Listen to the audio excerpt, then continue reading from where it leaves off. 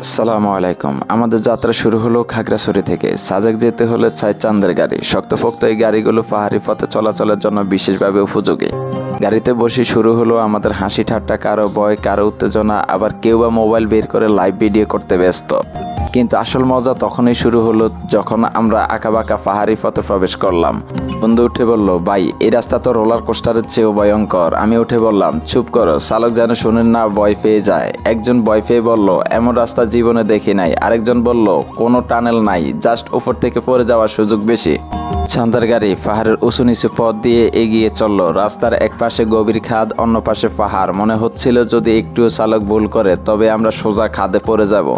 এই সময় মনে হলো আমাদের জীবনের উপর আল্লাহর কেমন নিয়ন্ত্রণ রয়েছে। মহান আল্লাহ কোরআনে বলেন, তুমি বলো কখনো আমাদের ক্ষতি বা লাভ হতে পারে না, যা আল্লাহ আমাদের ভাগ্য নির্ধারণ করে রেখেছেন। সূরা আত-তাওবা 51 নম্বর আয়াত। আল্লাহর উপর নির্ভর করেই আমরা নিশ্চিন্তে বসে থাকলাম।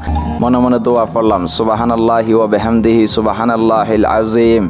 কিছুক্ষণ পর ভয় কেটে গেল এবং আমরা আবার আনন্দ মেতে উঠলাম। পথে দেখলাম পাহাড়ের জমিতে তামাক চাষ হচ্ছে। চারদিকের পরিবেশ ধ্বংসের আশঙ্কা দেখে একটু খারাপ লাগলো।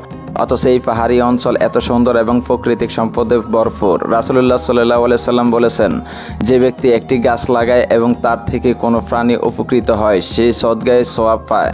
মুসলিম শরীফ। তাহলে আমরা কেন গাছ কেটে পরিবেশ নষ্ট করি, ভবিষ্যৎকে ধ্বংস করছি? আমাদের উচিত পরিবেশ রক্ষা করা এবং প্রাকৃতিক সৌন্দর্য ধরে রাখা। বাংলাদেশের অন্যতম সুন্দর এবং স্বপ্নের পর্যটন কেন্দ্র সাজেক ভ্যালি। পাহাড়ের বুকে এক অপূর্ব মেঘালয়, যেখানে গেলে মনে হয় যেন আমরা স্বর্গের এক টুকরোতে প্রবেশ করেছি। কিন্তু এই রোমাঞ্চকর পথটি শুধু আনন্দই ভরা নয়, কখনো ভয়, কখনো চ্যালেঞ্জ, কখনো আবার মজার মুহূর্ত সৃষ্টি করে। এই ব্লগে আমরা সাজেক যাত্রার হাসি, আনন্দ, ভয় এবং ইসলামের শিক্ষা নিয়ে আলোচনা করেছি।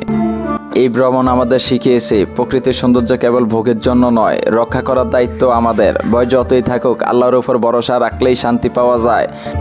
জীবন ছোট, তাই হাসি আনন্দের মাঝে নেক আমল করাই সবচেয়ে গুরুত্বপূর্ণ। সাজেকের এই যাত্রা আমাদের জীবনের এক অসাধারণ অভিজ্ঞতা হয়ে থাকবে। আশা করি আপনাদের সবারও এমন একটি দারুণ সফর হবে ইনশাল্লাহ। সকলে ভালো থাকবেন, সুস্থ থাকবেন।